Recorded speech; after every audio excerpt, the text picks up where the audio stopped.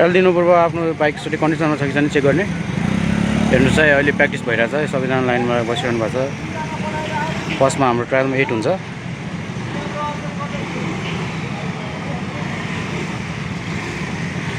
ट्रायलमा चाहिँ एकजना हाल्छ, प्र्याक्टिसमा चाहिँ 2-3 जना पस्छ। फर्स्टमा 8 हेर्नुहोस् राम्रोसँग।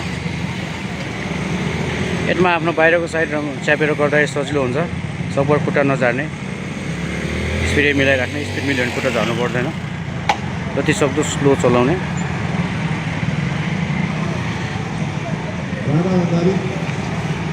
वेटबाट निस्केपछि स्ट्रेट न्यारो पाथ हुन्छ। न्यारो पाथमा तल झर्नु भएन, न्यारो पाथ सकिनलाई साइडलाइट बाल्ने।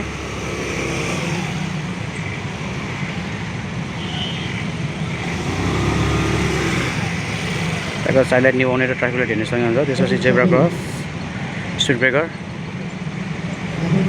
स्पिड ब्रेकर चाहिँ उकालो हेर्नुहोस्, यो दुईवटा धर्को बिचमा रोक्नुपर्ने हुन्छ। खुट्टा अलिक चाँडै झऱ्यो है दाजु, रोकेपछि मात्रै झार्ने। त्यसो ओह्रालो।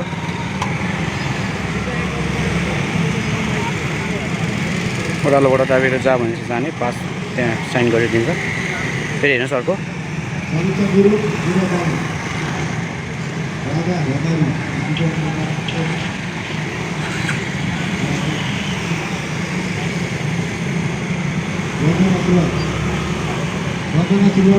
सबैजना पर्फेक्ट हुँदैन नर्मली।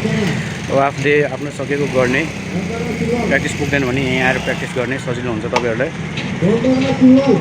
हामीले फर्स्टदेखि नै ट्रायलमा राख्ने बाइकमा सिकाउँछ।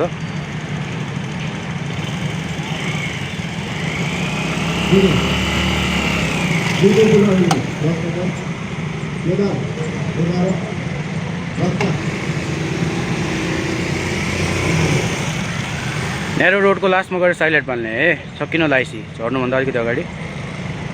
त्यसपछि युटर्नको लास्ट पोलमा आएर साइडलाइट निभाउने, ट्राफिक लाइट हेर्ने सँगै हुने हुँदा ट्राफिक लाइटमा चाहिँ अलिक बढी ध्यान दिने। साइडलाइटमा हात राख्ने, उहाँले रोकेको एकदम ठिक छ, रातो र पहिलामा ड्राइभर क्रसिङको अगाडि ठ्याक्क त्यसरी रोक्ने, ग्रिन नभएसम्म रोकिराख्ने।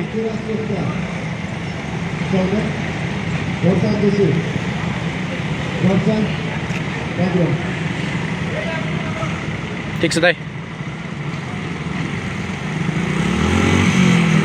अलि रेस अलिक बढी लिने, क्लच हाफ गर्ने अनि बल्ल ब्रेक छोड्ने है।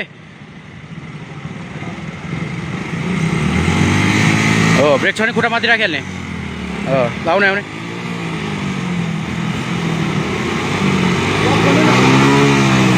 हो आरामले गर्ने, नातिने।